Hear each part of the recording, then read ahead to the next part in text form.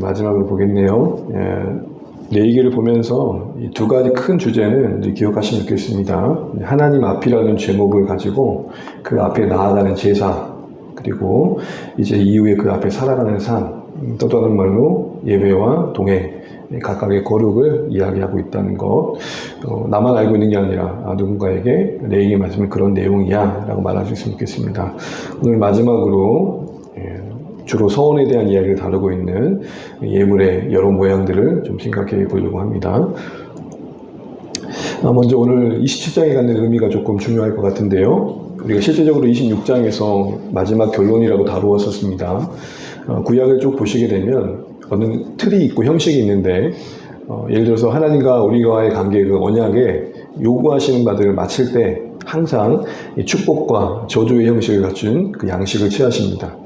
그렇게 보면 우리가 지난주에 살펴본 26장이 그런 내용이었죠. 그러니까 성격과 내용상 레위기가 하나님 그 언약 백성과의 거룩의 그 약속이고 그 내용이라면 26장으로 끝나도 무방하다는 겁니다. 그런데 마치 좀 어색한 내용처럼 27장이 덧붙여진 거죠. 이거를 이제 성경학자들이 고민하면서 여러 이야기를 하지만 가장 무난한 해석은 수미상관이라는 해석입니다. 그렇게 보는 게 의도적인 배치에 중요한 단어가 나오는데 예물이라는 단어입니다. 아시는 것처럼 우리가 레위기를 딱 펼치면서 가장 먼저 만났던 건 제사죠. 5대 제사에 대한 내용이 7장까지 쭉 나오면서 그 시작은 이제 하나님께 예물을 드릴 때 예물이라는 내용이 나옵니다. 히브리어로 고르반이라고도 하고요. 어디서 많이 들어본 것 같죠? 바리새인들이 자기들이 악용한 거죠. 하나님께 바쳐졌다라고 하면서 고르반 하면은 부모를 섬기지 않아도 된다라는 악용했던 잘못된 예로 소개되기도 했었지만 그런 의미가 원래의 의미는 아닙니다.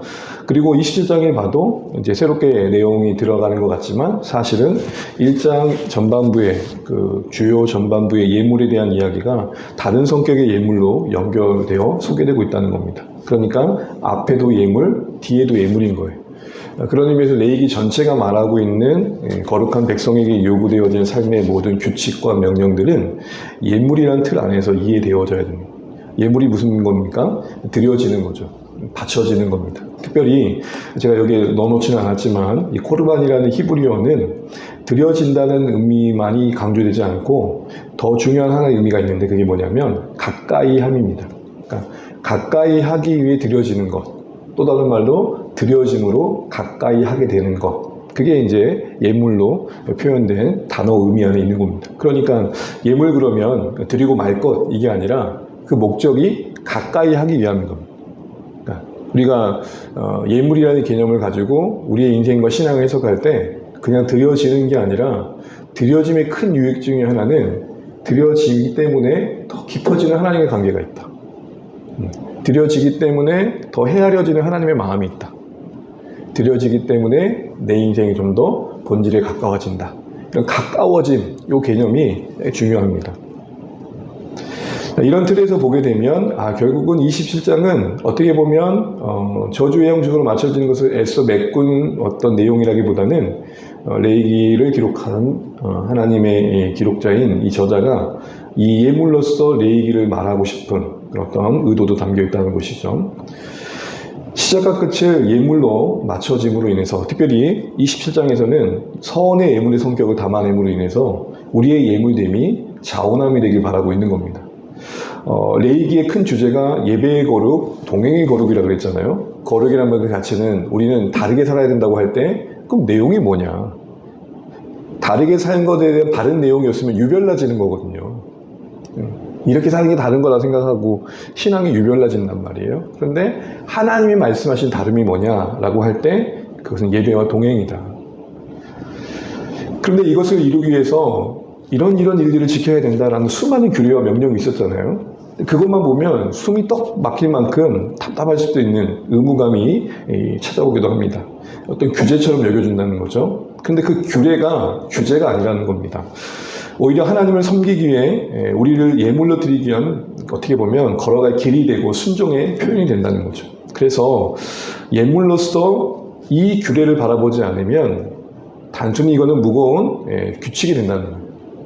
이런 겁니다. 우리가 나를 하나님께 기꺼이 드리고 싶다라는 마음이 있는 자가 명령을 듣는 것과, 아니 좀 더 쉽게 말할까요? 나 공부 한번 열심히 해봐야겠다. 정말 마음의 동기부여가 충만해가지고 선생님의 강의를 듣는 아이와, 그래서 부여된 숙제와, 이 시간 빨리 때워야 되는데 라고 생각하는 아이가 수업 시간에 듣는 선생님의 과제에 대한 반응은 어떨까요? 와닿는 느낌이 있으시죠? 바로 그런 느낌인 겁니다.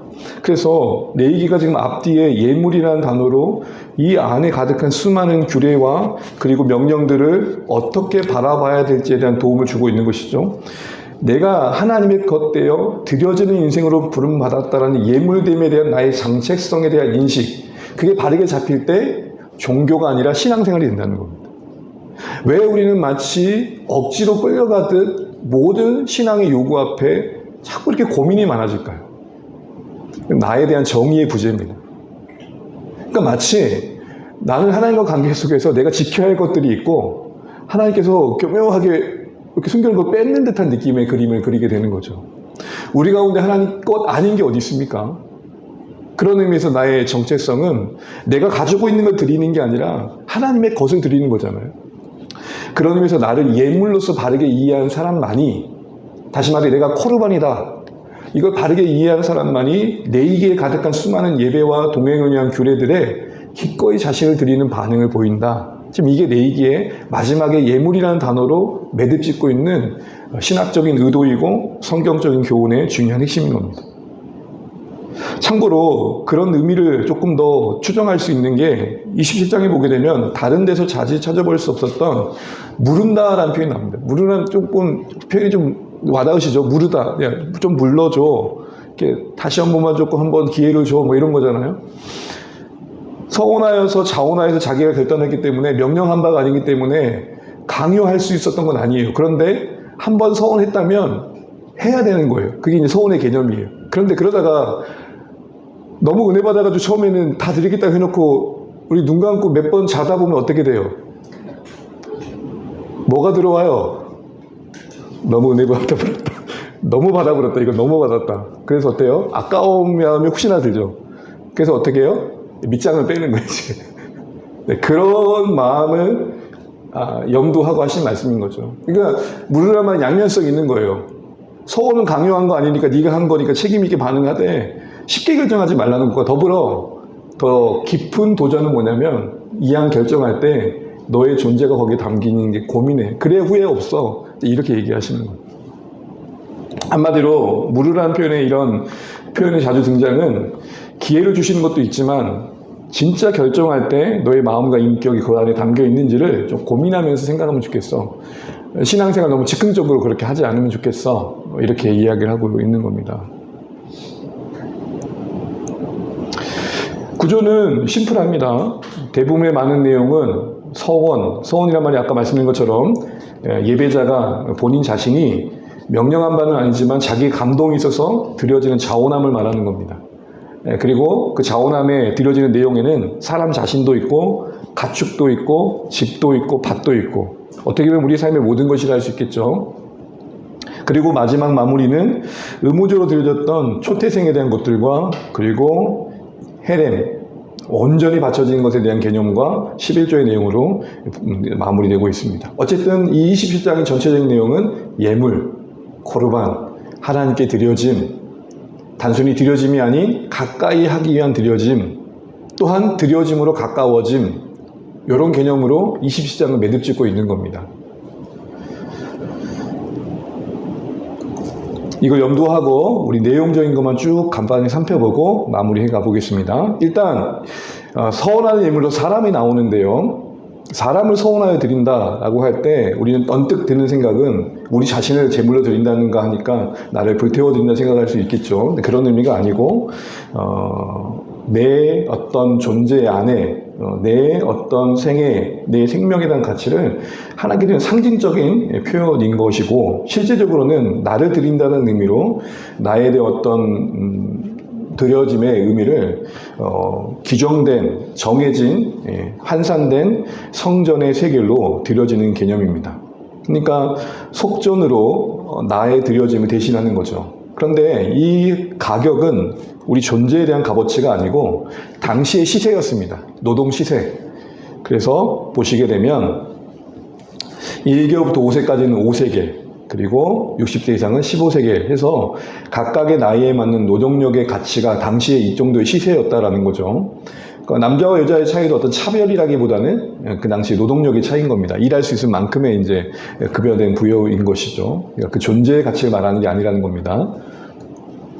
그런데 이런 것조차 드리지 못하는 경우에 가난한 분들은 어떻게 하느냐라고 할 때 제사장이 그 소원자의 형편에 맞게 가격을 얘기하는 겁니다. 당신은 그럼 1세겔만 하세요 라고 얘기하는 거죠. 근데 은혜되는 표현이 뭐냐면 8절에 보시게 되면 서원자의 형편대로 라고 번역된 이 원문을 직역하면 이렇습니다.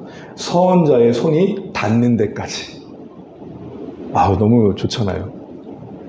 그러니까 내가 닿을 수 있는 데까지 하나님께서는 허락하셔서 헌신하면 된다고 말씀하시는 거예요. 우리 근데 보통 뱁새가 뭘 쫓아간다 그래요? 황태 쫓다가 뭐가 찢어져요? 가랭이가 찢어지는 건 하나님 뜻이 아니다. 그러니까 우리의 어떤 갑자기 분위기가 전재산을 드리는 분위기예요. 근데 나는 지금 뭐라도 드릴 것 같은데 전재산을 드리기 뻘쭘한데 나도 모르겠다고 전재산을 드린다는 거예요. 그 뭐가 찢어지는 거예요? 가랭이가 찢어지는 거. 그러니까 뻗칠 수 있는 때까지 하시라는 말씀인 겁니다. 무리한 소원보다는 감당할 만큼의 소원을 기뻐하시고 그 중심에는 자신의 형편에 맞는 자원함이 있다는 거죠. 우리가 고백하는 것처럼 하나님의 얼마를 보시는 게 아닌 드려진 우리 중심을 보신다는 것이 같은 개념인 것입니다.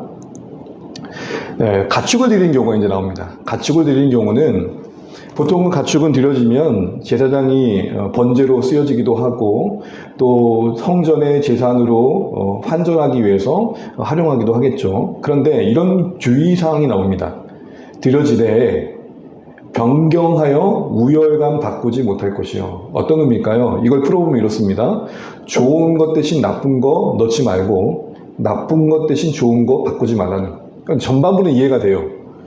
나쁜 것 대신 좋은 것 대신 나쁜 걸 끼는 거는 뭔가 이렇게 더 중요한 걸, 더 귀한 걸 자기가 더 갖겠다는 생각이잖아요. 근데 뒤에 보면 나쁜 것 대신 좋은 것을 넣는다는 것은 조금 이해가 안 되죠, 상식적으로. 우리의 욕망과 반하는 거니까요. 그런데 이렇게 직역되어진 이 말이 여기에 들어간 이유는 어떤 경우도 손대지 말라, 이런 겁니다. 또 다른 경우는 가축을 가축으로 바꾸면 둘 다 거룩해진다는 규정까지 들어갑니다. 이건 왜 생겼을까요? 예를 들어 제가 소원하기를 소를 드려야겠다 생각을 했어요. 그런데 이 소가 시세가 올라갔어. 그래서 양으로 바꿔야지. 그러면 안 된다는 거예요. 그러면 어떻게 하시겠다? 먼저 말했던 소와 바꾸려고 했던 양까지 다 취하시겠다. 이렇게 얘기하시는 거예요. 이 또한 서원에서 제물로 바친 가축은 어떤 경우로 무료거나 교체하지 말라는 말씀이겠죠. 또 한 경우는 부정하여 드려지지 못하는 가축의 경우입니다. 이걸 여러 가지 해석하는데 일반적인 해석은 부정하다고 할 때는 제사의 제물로 쓰여지지 못한 가축을 말합니다. 보통은 양이나 소, 염소가 드려지지만 낙타나 나귀는 제물이 될 수 없었죠. 그런데 이것을 드리고 싶은 마음이 있을 수 있잖아요. 그럴 땐 어떻게 하느냐라고 할 때 제사장이 그것을 가격을 매기고 그 드려진 바가 될 수 있도록 그 가격을 헌신하는 거였습니다. 그 금액을. 그렇게 이제 드려지게 방법을 만든 거죠. 특별히 그런 방법도 있었고 실제적으로 그걸 드렸을 때는 제물에는 드려지지 않고 제사장이 그거를 일을 하는데 노동력으로 쓸 때도 있었겠죠. 그런데 제사장 스스로가 그걸 팔아서 성전을 유지하는 데 비용을 마련하기도 했었습니다. 그러니까 이런 형식으로 쓰여졌다라는 겁니다.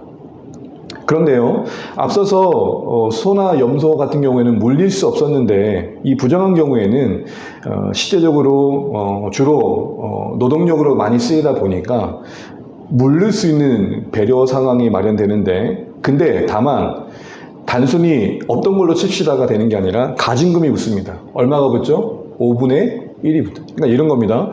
내가 낙타 100만 원짜리를 헌신했는데 요 낙타를 내가 이제 써야겠습니다. 그러면 반환해 주는 거, 다시 100만 원을 반환하는 그런 개념이 아니고 내가 100에 5분의 1이면 얼마죠 그러면? 20만 원. 그럼 120만 원을 넣고 낙타를 가져오는. 이런 이유가 뭘까요? 성급하게 분명 정하지 말라는 것에 대한 마련이고 하나님께 한 약속 가볍게 여진 것은 교훈이겠죠. 앞서 말하는 물은다는 개념의 연속적인 개념 속에 이런 실질적인 금액이 부여된 것은 그런 의미를 갖고 있다는 겁니다. 그러나 물을 수 있다는 것 자체가 정말 필요한 사람에게는 또 기회가 됐겠죠. 집 같은 경우에는 제사장이 계속 가격을 이제 시세에 따라 정하게 되고 그 집의 판 가격을 성소에 성전에 운영 경비를 쓰게 되게 됩니다. 이것도 마찬가지로 헌납한 사람이 마음을 바뀌어서 집을 다시 되찾고자 한다면 같은 절차로 20%의 시세를 가진금을 붙여서 돈을 내고 가져오게 됐습니다. 그러니까 누가 만약에요 11조 반납해 주세요 그러면 우리 어떻게 합니까? 가진금을 붙이고 그렇게 해야 된다 이 말입니다. 그 다음에 밭 같은 경우에는 두 가지 경우로 나오는데 원래부터 부여된 내 기업. 근데 사실 이스라엘 백성에게 밭은 조상으로부터 물려받은 기업이기 때문에 정말 귀한 것이고 특별히 이것을 헌납했을 때 서원하여 드렸을 때는 다 되찾을 수 없었거든요. 그런 의미에서는 신중했어야겠죠. 근데 가격을 결정해서 이제 드린다고 할 때 가격은 땅 마지기란 말 아시죠? 넓인데 보통 마지기 개념은 뭐죠? 보통 서너의 가마 정도 되나요? 그러니까 같은 땅이어도 4가마 정도 안 나오는 땅이 있고 4가마가 넘게 나오는 땅이 있겠죠. 그러니까 만약에 4가마가 한 마지기라 그러면 요만한 땅이 4가마를 맵니다 하면 요 정도 범위가 한 마지기가 되는 거겠죠. 그래서 제가 알고 있는 상식으로는 이 마지기도 각 지역마다 좀 다르다. 뭐 예를 들어서 수확이 잘 되는 데는 마지기가 평수가 좀 적겠죠. 근데 수확이 좀 덜 되는 데는 마지기 평수가 좀 넓겠죠. 더 많은 땅이 필요하니까. 어쨌든 수확량으로 땅을 결정하고 희년을 계산합니다. 그래서 예를 들면 성경에 나온 예인데 보리 한 홈에 이게 한 240리터 되고 한 가마 반 정도 됩니다. 그걸 기준으로 땅을 정하고 50년 기준으로 50세겔을 정한 겁니다. 그러면 50년이라는 건 희년을 원점으로 삼고 또 다른 희년까지의 시간이잖아요. 그런데 희년 원점으로부터 시작한다면 50세겔의 가치를 갖는 거예요. 그래서 내가 이거를 서원하여 드린다고 할 때 땅 자체를 그냥 맡기는 경우도 있고 50세겔을 드리고 내가 땅을 가지고 있으면서 경작을 해가면서 50세겔 차액을 내가 가져오는 그런 개념도 있었습니다. 조금 그렇게 귀 기울일 건 아니지만 그런데 제가 지금 말씀드린 것은 만약에 내가 이 땅을 드리는 시점이 그 다음 찾아올 희년에 남은 기간이 30년이 남았다 그러면 지난 20년은 감소하고 나머지 희년의 시간들을 곱해서 가격을 매기게 되는 겁니다. 뭐 그렇게 우리에게 중요한 건 아니지만 그렇다는 겁니다. 그리고 두 번째 경우에 그리고 무료로 할 때 똑같이 경우에 무르지 않을 경우에는 그리고 타인에게 그걸 팔았을 경우에도 다시 찾을 수 없다는 거 기억하시면 좋겠고 또 다른 경우는 내 밭이 아니고 내가 타인의 밭을 임대해가지고 쓰고 있는 동안 헌신하는 거예요. 이거 조금 더 힘든 경우겠죠. 땅을 빌리는 임대료를 이미 지불했고 내 땅도 아니고 그리고 이거를 50세겔을 만약에 가격을 지불한다 치면 거기서 나온 또 수확량을 또 차액을 내 걸 얻어야 되니까 되게 많은 헌신을 하는 겁니다. 땅도 내 땅이 아닌데다가 임대료도 내야 되고 헌신했으니 거기에 책정된 헌금을 내야 되고 그 나머지 전체 수확량의 차액을 자기 것으로 삼는 거니까 되게 빠듯한 헌신을 하는 거예요. 여러분 이해되시죠? 근데 이 경우에는 내가 헌신한 내 땅이 아니기 때문에 희년인 경우에 그 사람 원래의 주인에게 돌아간다 이런 개념입니다. 근데 다만 내 기업을 가지고 내가 성별하여 서원한 땅은 어떤 경우든지 간에 희년이 되면 성전 것이 된다라는 겁니다. 이제 나머지 세 가지 이야기 나옵니다. 가축 중 처음 난 거, 이건 출애굽기에 나오죠. 초태생을 드리는 것, 처음 난 건 모든 게 하나님의 것이기 때문에 별도로 성별할 필요 없이 자동적으로 성별되는 겁니다. 이건 마치 우리 월급 통장에서 자동 이체되는 거예요. 처음 태어난 건 다 알아서 얘네들은 성별을 굳이 할 필요 없이 다 하나님께 성전에 바쳐지는 거예요. 그럼 방법은 뭐였냐라고 할 때 이제 여러 가지가 있는데 특별히 부정한 짐승 같은 경우에 소개되는 기는 그 짐승의 가격을 드리기도 하고 또 레위기 같은 경우에 보게 되면 만약에 나귀를 드린다 그럴 때 나귀 첫 새끼가 태어났다 그러면 나귀가 너무 귀하니까 어린 양을 계속 대신하기도 하고 그것마저 안 한다면 목을 꺾어야 했었던 거죠. 이런 방식도 있었다라는 겁니다. 물을 경우에는 5분의 1을 더해서 물으면 됐습니다. 두 번째로 헤렘이라 그러죠. 여호수아에 보게 되면은 하나님께서 이것을 지성을 진멸하라 할 때는 하나님께 온전히 바쳐진 것으로 헤렘으로 선언을 낸 거였습니다. 이런 경우에는 앞서 서원과는 수준이 다를 정도로 손끝 하나 대면 안 되는 거죠. 근데 여러분 여호수아에서 헤렘, 바쳐진 것으로 선언됐지만 그걸 취했던 누가? 아간이 결국에는 심판을 받잖아요. 그 특별히 29절에 사람도 헤렘이 하는 경우가 나오는데 이 경우는 어떤 경우냐? 바로 전쟁 중에 바로 심판의 경우에 쓰여지는 경우입니다. 이 정도는 그냥 참고하시면 될 것 같고요. 마지막으로 11조에 대한 이야기가 나옵니다. 11조에 대한 이야기가 나오는데 11조는 뭐 앞서서 몇 번 언급했었으니까 모든 수확이 이제 주의 은혜이고 그리고 주의 것임을 고백하는 거죠. 특히 좀 주목할 거는 곡식과 곡물은 11조가 편해요. 그냥 전체 수확량에서 양을 이만 띄면 되니까. 동물의 경우는 어떻게 하냐는 거예요. 동물의 경우는 어떻게 했을까요? 말씀대로 보게 되면 양이 지나가게 해요. 첫 번째, 두 번째, 세 번째 그래서 10번째 것 드리는 거예요. 10번째 게 어떤 것인지 드리는 거죠. 근데 만약에 10번째 게 진짜 괜찮은 애예요. 그럼 어떻게 될까요? 9번째 때 뒤에 다른 애를 9 지내고 11번째가 10번째가 되는 거죠. 고짓하지 말아라. 이렇게 이야기를 하고 있는 거예요. 하나님 너무 디테일하시죠. 이렇게 해서 11조를 드리는 경우가 설명되어 있고 맞춰지게 됩니다. 그리고 이제 마지막 말씀입니다. 우리 위에 걸 한번 읽고 이제 마무리가 보겠습니다. 34절 시작. 이것은 여호와께서 시내산에서 이스라엘 자손을 위하여 모세에게 명령하신 계명이니라. 아멘. 제가 내 얘기를 준비하면서 마지막 구절을 보면서 많이 머물렀는데 참 은혜가 됐던 게 뭐냐면 내 얘기의 마지막 말씀은 열심히 지켜라가 아니고 물론 그것도 있습니다. 계명이나 말 안에는 이거 하나님 명령하신 거야 하니까 무거운 책임감을 가져라는 것도 있어요. 그런데 누구를 위해서? 누구를 위해서요? 이스라엘 자손을 위해. 앞에 내에게 수많은 정결함과 부정함을 가르는 기준부터 해서 절사, 절차법도 해서 복잡한 이 모든 것들이 누구를 위해서? 이스라엘을 위해서. 규제하고 속박하려는 말씀이 아니라 이스라엘을 위한 것이란 말씀 안에는 명령하신 바의 목적이 누구를 복되게 하십니다? 이스라엘을 복되게 하십니다. 그러기 의무감으로 무겁게만 여기지 말라는 것이죠. 우리가 드려지는 존재로 하나님께 살아갈 때 하나님께서 영광 받으시는 삶을 사는 것이고 그런 삶을 우리는 초대받았다는 거 기억하라는 것입니다. 그러니까 우리가 이 네 개의 말씀을 오늘도 지켜간다는 것은 해야 되니까 하게 되는 명령의 어떤 결과물이 아니라 우리를 복주시기 위한 하나님의 뜻이다. 그러니까 우리가 하나님의 명령을 들을 때 이렇게 해야 된다는 것만 얘기 아니라 그걸 지킴으로 우리가 복을 받는다. 그런 개념이 예물이라는 단어 안에 들어있는 거예요. 예물이 뭐라고 했죠? 드려지는 것만이 아니라 가까이 하기 위해 드려지는 거고 드려짐으로 가까워지는 거예요. 그게 우리에게 복이 되는 이유가 뭐죠? 우리의 가장 복의 근원이신 하나님과의 관계가 우리 인생의 가장 중요한 풍성함의 근원이기 때문이죠. 그래서 이스라엘 자손을 위하여 내 얘기를 주셨다는 이 말씀을 우리는 잊지 않아야겠습니다. 그리고 우리는 이런 자세가 필요합니다. 우리에게 명령하신 하나님의 말씀 앞에 우리를 위해 어떤 소망과 은혜를 약속하고 계신지를 묵상할 필요가 있어요. 왜 이걸 하게 하시는가? 우리에게 유익되는 게 뭔가? 우리에게 무엇을 주시고자 하시는가? 우리에게 어떤 은혜를 베풀고자 하시는가? 이런 자세가 우리 신앙에 필요한 자세인 것 같습니다. 사랑하는 주 안의 가족 여러분, 레위기의 마지막 구절은 이스라엘 자손을 위하여 주셨다라는 말씀입니다. 우리는 숱한 성경의 말씀을 들으면서 하나님께서 이 말씀을 통해 나에게 복 주시고자 하신다는 마음으로 받은 적들이 있었는가 생각해 보시면 좋겠습니다.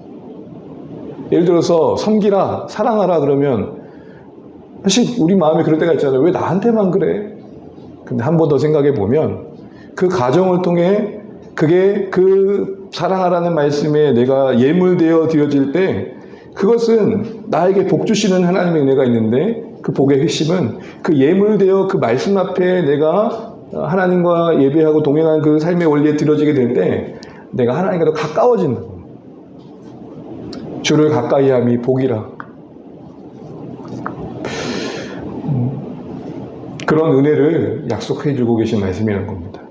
마무리하면서요, 이 그림을 늘 잊지 않으시면 좋겠고, 자, 여러분, 저를 잠깐 봐주시죠. 레이 그러면 가장 중요한 한 단어는 거룩. 그 거룩은 내용이 뭐냐? 그럼 뭐예요? 하나는 예배, 동행. 그런데 이 내용을 담고 있는 앞뒤를 뭘로 성경은 마무리하고 있다? 예물. 그러면 예배와 동행의 지침들에 내가 예물되어 드려질 때 하나님은 나를 위해 복 주신다. 이게 이제 레위기 말씀이 되는 겁니다.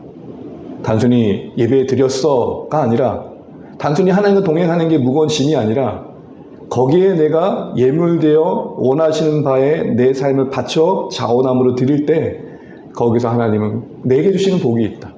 그 복의 실체는 뭐다? 하나님과 가까워지는 거다. 그럼 결국 이런 삶의 원리를 우리가 굳이 신약의 한 말씀으로 정리해보자면, 가장 레위기의 실천 원리를 가장 잘 담고 있는 말씀은 여러분 잘 알고 계신 로마서 12장 2절입니다. 이 말씀 읽고 마무리합니다.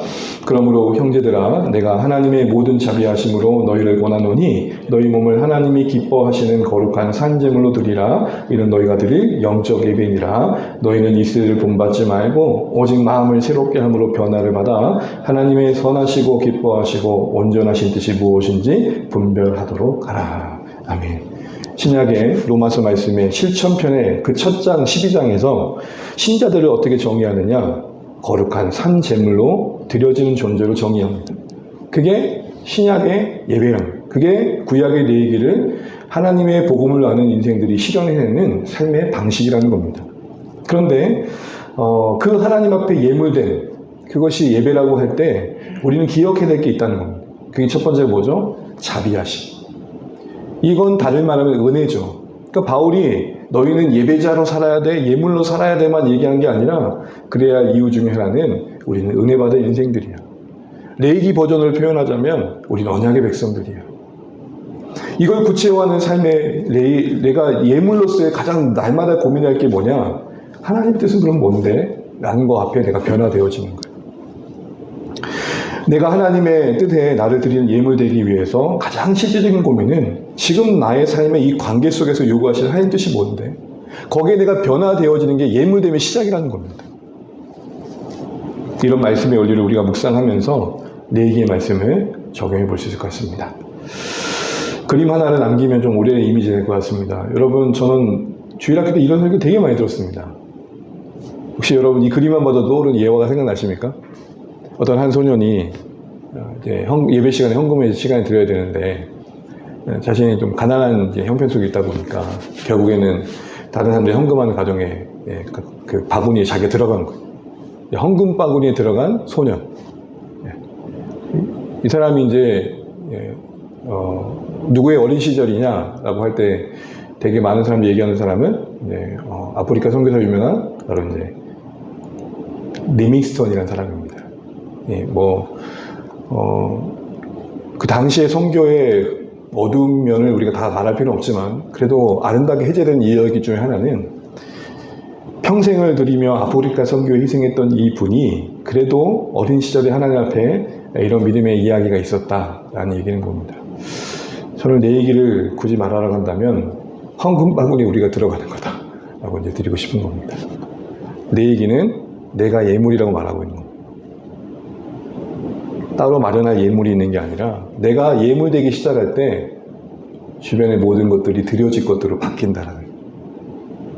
내가 예물이 되지 않는 한 주변의 모든 것들은 숙제와 같이 마치 밑장 빼듯이 10번째 거 드리라고 했는데 10번째 거 내게 너무 마음에 드니까 아홉 하고 11번째 거 10번째로 말하는 사람이 될 수밖에 없게 된다는 거예요.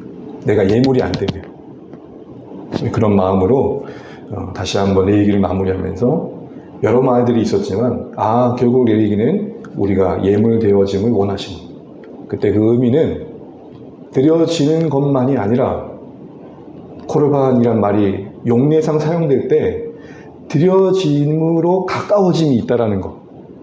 하나님께 가까워지기 위해 드려지는 거고 드려져서 하나님과 더 가까워지는 것. 요 신비를 우리가 내 얘기를 통해서 들었으니 우리의 인생의 삶 속에 살아간 날 동안 그냥 헌신이 무거운 짐이 아니라 그 헌신을 요구하시는 하나님의 우리에게 복 주신 그 복의 실체인 하나님과 가까워짐. 한 예로 좀 저는 그런 것 같아요. 제가 사역자를 살면서 누리는 복 중에 하나는 그래도 주님 마음에 좀 더 가까워진다는 거예요. 그냥 나 혼자 그냥 알아서 살면 누군가에게 관심 가질 필요도 없고 그냥 나 혼자 신앙생활 열심히 하면 되는데 붙여주신 영혼들이 있고 섬기다 보니 그들과의 관계 속에서 내 안에 못남을 보게 되고 그리고 괴로움을 겪게 되면서 이런 찬양이 진짜 와닿더라고요. 주님도 때로는 울기도 하셨네. 날 주가 나셔서 주대로 하소서. 그게 그냥 가사가 아니고 제 삶에 와닿는 거예요. 사랑하는 중한 여러분, 예물 되시는 복 누리시길 바랍니다. 그 어떤 직분을 얻기 위함도 아니고 교회 안에 그래도 인정받기 위함도 아니라 그거 자체가 복이다. 그게 레이기 우리가 하시는 말씀입니다. 예배의 거룩으로 동행의 거룩으로 요청하는 이 모든 말씀들 앞에 누가 반응하느냐? 내가 예물인 자. 가진 것 없어도 황금 바구니 안에 자기를 드렸던 이 아이의 이야기처럼 내가 예물되는 순간부터 내 삶의 이 모든 것들이 어떻게 하면 또 하나님 기뻐하시게 드려질 수 있을까 고민이 바뀌는 거예요. 근데 내가 예물이 되지 않으면 고민이 생기지 않아요. 다시 한번 이 은혜 안에서 레이기 말씀을 마무리하면서 내가 예물이다. 이걸 기억하면서 하나님 앞에 가까이 나가는 복을 누릴 수 있는 우리 모두 되시길 바랍니다. 반주해 주십시오. 오늘 긴 여정 레이기를 마쳤습니다. 이런 날이 오네요. 그래서 저도 처음 시도해보는 걸음들인데 그래도 감사하고요. 구약에만 너무 머물면 또 진호함도 있고 좀 너무 좀 먼 이야기인 것도 있어서 그래도 예수님 이야기도 많이 묵상하고 싶은 마음도 들어서 다음 주에는 이제 복음서를 들어가려고 합니다. 그래서 예수님이 말씀하셨던 것, 걸으셨던 걸음, 또 보이셨던 모습들 하나씩 살피면서 또 예수님 더 깊이 묵상한 여정 되면 좋겠습니다. 마가복음을 할 예정인데 그래도 혹시 이번 기회는 어려운 내용이 그렇게 아니니 주변에 또 신앙이 필요한 분들이 있으면 같이 오셔서 들어보시는 것도 어떨까 싶은 마음이 듭니다. 오늘 일단 레이기 말씀 마무리했습니다. 레이기 앞뒤로 예물, 코르반이라는 단어로 뒤에 싸고 있습니다. 레이기 안에 요구되는 예배와 동행의 거룩의 수많은 지침들이 자신이 예물됨을 아는 자들에 의해서 요익이 된다, 이 말씀인 것 같습니다. 코르반, 드려짐만이 아니라 가까이 하기 위해 드려지고 드려짐으로 가까이 하게 된다는 말씀의 의미입니다. 우리에게 그것이 복이라고 말씀하신 하나님 앞에 믿음으로 반응하면 좋겠습니다. 평생의 삶을 살아가면서 내가 하나님의 은혜로 값주고 산 인생됨에 합당한 이 예물됨의 고백을 우리 로마서 12장 1, 2절 말씀처럼 날마다 하나님 기뻐하실 것을 고민함으로 실제적으로 드려짐으로 이뤄가면 좋겠고, 진짜 그 과정을 통해서 하나님 기뻐하신 자리에 섰더니 하나님 마음과 가까워지고 그래서 하나님 마음도 더 알게 되고 어느새 그러다 보니 주님도 닮아가는 그 아름다움을 우리가 누려가면 좋겠습니다. 주셨던 말씀 하나하나 되새기시면서 잠시 하나님의 은혜를 구하시는 시간 가지시면 좋겠습니다. 기도하겠습니다.